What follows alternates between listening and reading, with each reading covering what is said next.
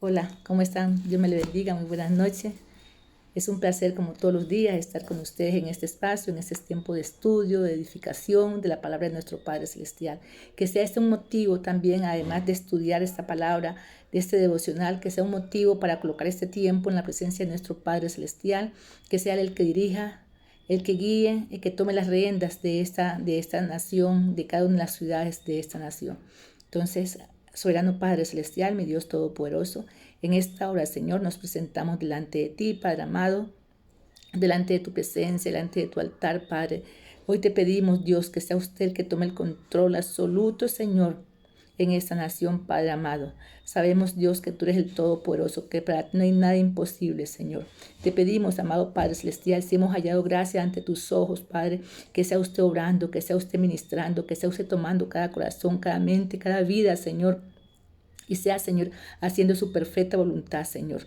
No permita, amado Padre Celestial, que vengan personas, Señor, a hacerle daño, a hacer daño a esta nación, Señor Padre Todopoderoso. Señor, que sea usted el que sea obrando de acuerdo a su justicia, amado Padre Celestial. Te pedimos que toda mano que se quiera levantar contra esta ciudad, contra este país, sobre cada una de las ciudades, Señor, que sea usted obrando, Padre. Toda mano que se quiera levantar, Señor, Padre amado, que sea usted, Señor, doblegándola, Padre Celestial. Que sea usted, Señor, haciendo su obra, Padre. Toda cosa oculta, Padre, saca a la luz, Padre. Todo lo que está oculto, todo lo que que esté maniobrando, Señor, haciendo cosas incorrectas, Padre, para dañar, para destruir esta ciudad, Padre, la colocamos en tu presencia, para que sea usted el que obre, Padre amado, de una manera sobrenatural, mi Dios Todopoderoso, Señor.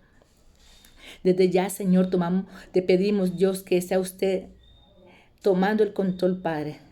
Señor, ante los principados, ante las potestades, Señor, que se levantan, Señor, ante los gobernadores de las tinieblas, ante los huesos espirituales de maldad, Señor, que andan haciendo daño, Señor, que andan, Señor, destruyendo, Señor, saqueando esta ciudad, Padre Celestial. Que sea usted, Señor, tomando el control, Padre. Que sea usted atando, encadenando, inhabilitando, Padre, expulsando las profundidades del abismo, amado Padre Celestial. Colocamos, Padre, en tu presencia, Señor, a todas las personas que hacen daño, Padre, a todas las personas que tienen ese corazón malo, macabro, Padre Celestial, de hacer daño, Señor. Te pedimos que sea usted cruzando, Señor, en sus vidas, cruces en sus vidas, Padre, así como una vez lo hiciste con el apóstol Pablo, Padre. Sabemos, Señor, cómo era, Señor, de malo, Señor, y sin embargo, Señor, para ti no fue nada imposible cambiarle ese corazón, Señor, esa mente, Padre. Hoy te pedimos que hagas tú con estas personas, Señor, que están haciendo daño, Señor, que están destruyendo, saqueando esta ciudad, Padre. Crúzate en tu camino, Padre, para que estas personas cambien, Señor, para que esas personas cambien, Padre. Hoy te pedimos perdón, Padre, te pedimos que sea usted el que gobierne, Señor, esta nación, Señor. Te pertenecemos, Señor. Colombia te pertenece a ti, amado Padre Celestial. Colocamos este tiempo en tus manos y te pedimos que sea usted el que nos hable y nos ministre, Señor, a través de su palabra. Te damos gracias, te bendecimos, Señor. Colocamos este tiempo en tus manos, en el nombre de tu Hijo Jesucristo. Amén y amén. Bueno, mi familia, entonces hoy vamos a trabajar en el libro de Jueces. Jueces capítulo 13. Pero antes de que empecemos a hablar del texto que nos traen esta noche, quiero como que hagamos como un poquito de historia respecto a lo que es este libro de Jueces. Pues resulta que cuando muere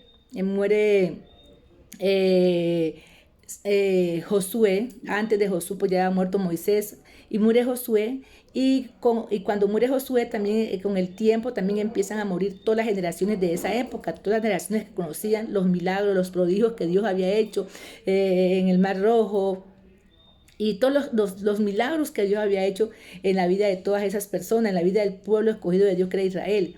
Sin embargo, cuando ya pasa todo eso, entonces se levanta una nueva generación. Esa nueva generación pues no conocía de Dios y no conocía todos esos prodigios que Dios hacía. Entonces esas generaciones que se levantan, se entregan a la idolatría, se entregan a la perversidad sexual, la fornicación, a las guerras entre las diferentes tribus, entre ellos mismos. Sí, mejor dicho, hay un periodo oscuro en esa época. Y entonces, durante ese periodo, pues, el pueblo de Israel, ¿qué hacía? O no, durante ese periodo se dan 4 fases, que era como un ciclo que siempre se daban esas 4 fases, siempre se daban. Una de esas fases era ¿cuál? Pues que Israel dejaba a Jehová por irse tras otros dioses ajenos. En esa época estaba Baal, estaba ¿cómo es? Hasta haré. Entonces, el pueblo de Israel, sabiendo que tenía que seguir a Dios, ¿no? Se iba a otros dioses ajenos. Entonces, ¿qué pasaba? Entonces Dios los entregaba en manos de ¿qué? De algunos opresores, los madianitas o los filisteos. Bueno, eran muchos las tribus que se levantaban y donde Dios los entregaba. Entonces, ellos, ¿qué hacían? De verse así oprimidos, ellos empezaban a clamarle a Dios. Esa era la tercera fase. Empezaban a clamarle a Dios, y Dios, ¿qué hacía? Dios mandaba a quienes, mandaba a unos libertadores, o sea, mandaba a unos jueces. Y de ahí entonces se llama este libro el libro de los jueces, porque hace mención a todos esos jueces que en su momento se levantaron como libertadores a ir que los mandaba Dios a ir a defender, pues, al pueblo de Israel. Y dentro de esos jueces dice que habían 15 jueces. De esos jueces nosotros habíamos hablado días anteriores, habíamos hablado de Samuel. Samuel fue el último juez. Antes de Samuel también estaba el sacerdote Elí. Y atrás de ellos habían otros jueces. Vamos a decir, estaba Otoniel, Gedeón, Débora, Barak y Sansón, entre otros. Ya, de hecho eran pues 15 entre todos esos jueces. Ya, entonces, cuando esos jueces, llega un momento, esos jueces fueron los que se servían de juez y también guían la parte espiritual de Israel. Ya, el último de esos jueces fue ¿quién? Fue Samuel, en la cual el pueblo de Israel dijo que ya no quería más jueces, que ya no quería más, sino que ellos querían un rey como tenían las demás naciones, un rey. Entonces ahí fue cuando Dios dijo, bueno, están pidiendo un rey, bueno, les mandamos un rey. Dios les iba a mandar un rey, pero no era el tiempo todavía que Dios quería mandar su rey, pero como ellos estaban pidiendo su rey, les entregó su rey. Y ahí fue donde llegó el primer rey, que fue Saúl. Bueno, entonces, ya entendiendo este contexto, ahora sí vamos al texto que nos trae en este momento. Y el texto es, lo vamos a encontrar en Jueces 13, versículo del 1 al 4. Y dice, los hijos de Israel volvieron a hacer lo malo ante los ojos de Jehová, y Jehová los entregó en mano de los filisteos por 40 años.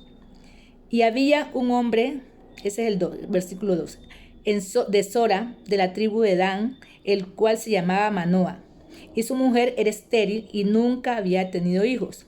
El versículo 3, a esta mujer apareció el ángel de Jehová y le dijo, he aquí, tú eres estéril y nunca has tenido hijos, pero concebirás y darás a luz un hijo.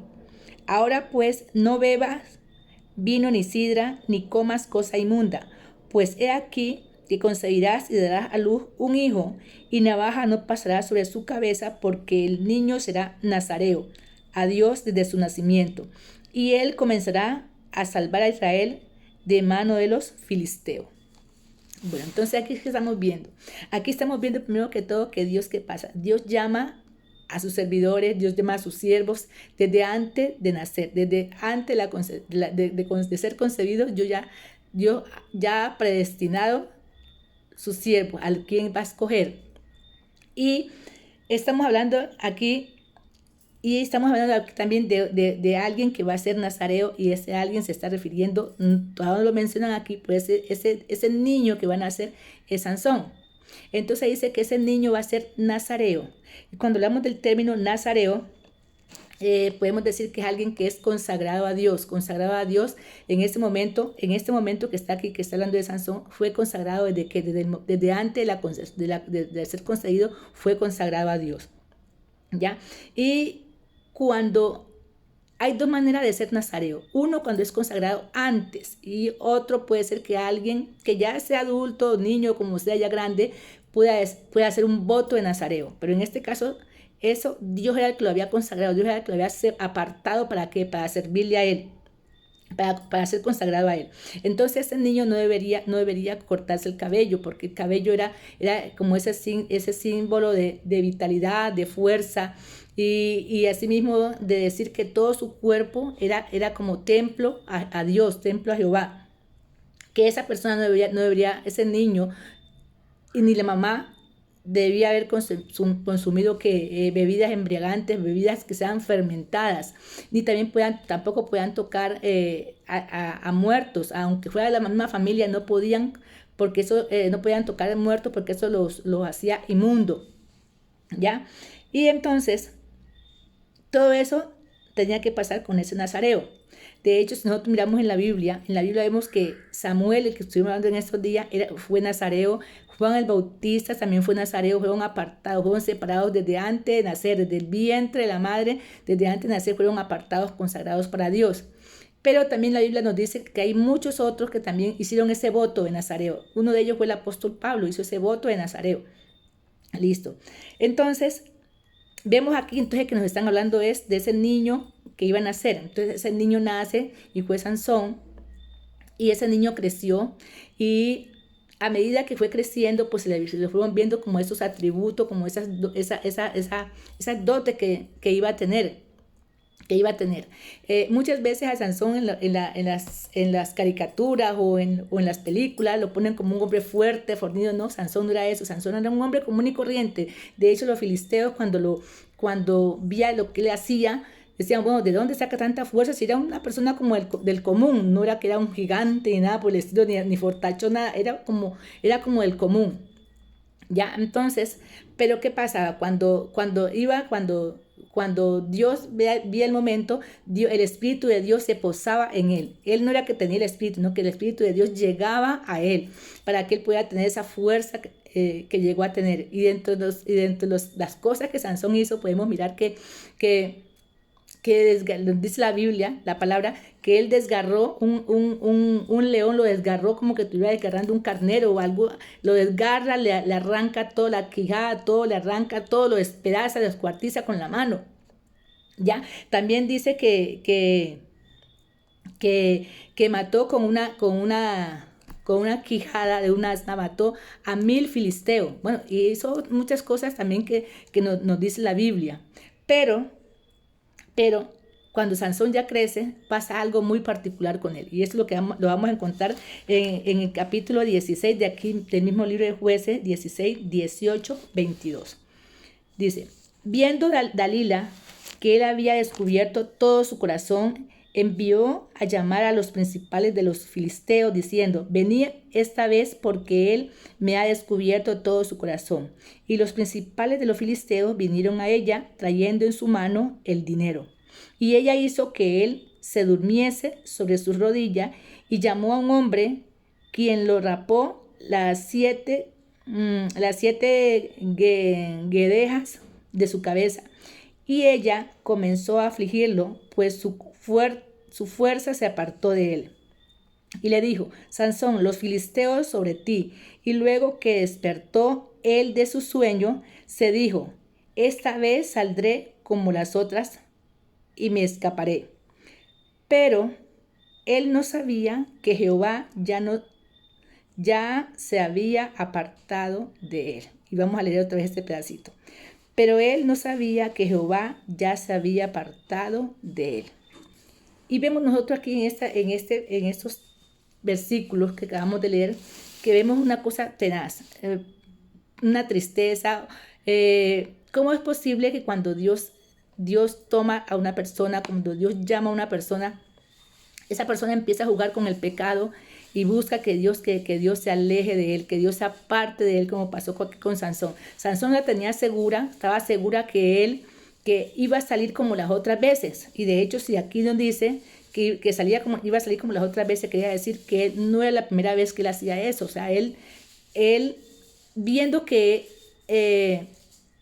él no podía hacer lo que estaba haciendo, uno, porque era nazareo, estaba consagrado a Dios, y si estaba consagrado a Dios, estaba consagrado su cuerpo, estaba consagrado a Dios. Entonces, el hecho de él tener relaciones sexuales era con una filistea. 2, era una prostituta. O sea, Dalila era una prostituta. Entonces, el solo hecho de ser una prostituta, ¿eso qué quiere decir? Que esas relaciones que él tenía con Dalila, todo eso, o sea, era, por decirlo así, lo que transmitía Dalila a él, era una cantidad de inmundicia.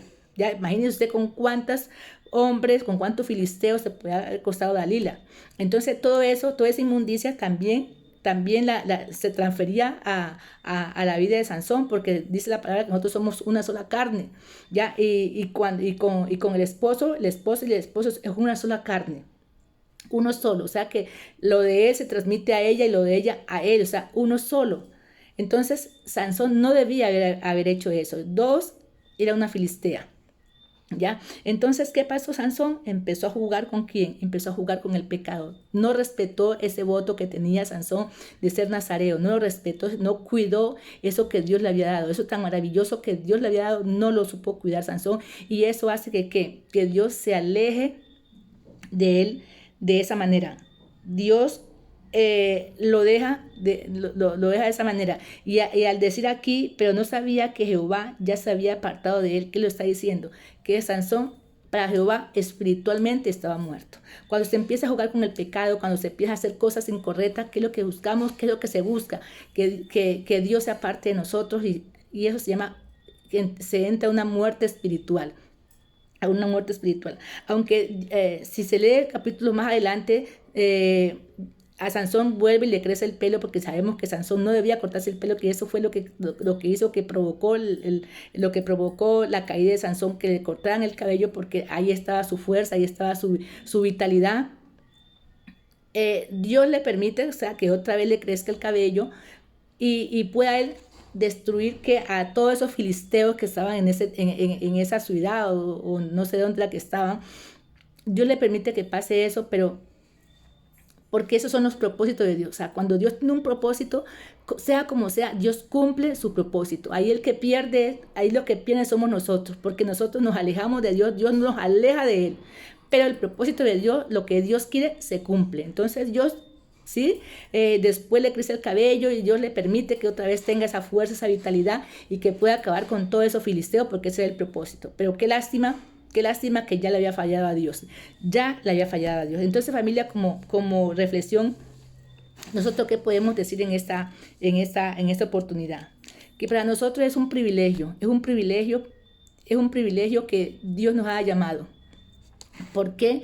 Porque imagínese usted, en medio de tantos millones de miles de personas que existen en este planeta, Dios se haya fijado en cada uno de nosotros. Dios haya puesto su mirada, encontró gracia en nosotros. Ya, y nos llamó, nos apartó, nos separó. ¿Para quién? Para servirle. Obviamente que nosotros en este momento, en este tiempo, y nosotros venimos de la línea de los gentiles, nosotros pues no tenemos, no hacemos ese voto de nazareo. Yo no sé si los judíos dentro de su cultura todavía lo hacen, pero nosotros no lo hacemos, ese voto nazareo. Pero no quiere decir entonces eso, que no tengamos ese voto, no quiere decir que nosotros no seamos fieles, nosotros no nos presentemos santos, no nos cuidemos, no nos apartemos para Dios. Nosotros también somos apartados para Dios y tenemos que seguirnos cuidando, tenemos que seguir en santidad, porque cualquier forma de pecado, cualquier pecado, mentira, envidia, robo, fornicación, idolatría, cualquier pecado que se haga, pecado sexual, cualquier pecado que se haga, eso nos aleja de ¿quién? Nos aleja de Dios y nos lleva a una muerte espiritual, familia. Y dos, Dios, que podemos también ver que en esa época, como los jueces, como el pueblo de Israel en la época de los jueces, mantenían en ese ciclo de pecado. Es lo mismo que está pasando con nosotros ahora. Es lo mismo, familia. ¿Por qué lo mismo? O sea, cuando nosotros necesitamos de Dios, cuando vemos que estamos ahogados, que estamos en problemas y todo, en angustia, como pasa en este tiempo, ¿qué hacemos? Como estamos viviendo nosotros aquí en Colombia, ¿qué estamos haciendo? Buscamos de Dios, oramos de Dios. Pero ¿qué pasa cuando ya pasa eso, familia? Se vuelve otra vez ¿a dónde? Nos olvidamos de Dios, o digamos, no nos olvidamos, se olvidan de Dios y se vuelve otra vez ¿a qué? Al pecado. Y eso es un ciclo, Entonces la invitación es postrarnos ante Dios y pedirle perdón. Y decirle que nos ayude a ser esos hombres y esas mujeres consagradas a Él en todo sentido, con nuestra mente, con nuestros pensamientos, con nuestro cuerpo, en todo lo que hagamos. Consagrados a quién, mantenernos santos para quién, para Dios, familia. Oramos. Soberano Padre Celestial, mi Dios Todopoderoso, En esta hora, Señor, nos presentamos de ti, Señor, y te damos gracias. Gracias por tu amor, gracias por tu perdón, Señor. Gracias, Padre Celestial, por darnos un día más de vida, Señor. Gracias, amado Padre Celestial, por tener misericordia con cada uno de nosotros, Padre. Hoy te pedimos perdón, Señor. Nos presentamos delante de ti, Padre, para decirte que aquí estamos, Señor. Aquí estamos, Señor, como esos hombres y esas mujeres que tú has escogido, Señor, que tú has consagrado para tu obra, Padre Celestial. Aquí estamos, Señor. Que, Señor, que esos hombres que un día fueron consagrados para ti, Señor, sean de referentes, Señor, sean referentes en las cosas buenas que ellos hicieron para nosotros seguir ese camino, Señor, ese camino de bien, Padre Celestial, Dios Todopoderoso, Padre. Hoy te damos gracias, Señor, y te pedimos una vez más, Señor, por nuestra nación, que sea usted colocando su mano poderosa ahí, amado Padre Celestial. Te damos gracias, te bendecimos, colocamos este tiempo en tus manos, en el nombre de tu Hijo Jesucristo. Amén y amén. Bueno, mi familia, qué grato estar con ustedes, compartir este tiempo. Que en esta noche sea la bendición del Padre, la del Hijo y del Espíritu Santo reposando en cada uno de ustedes. Dios les bendiga.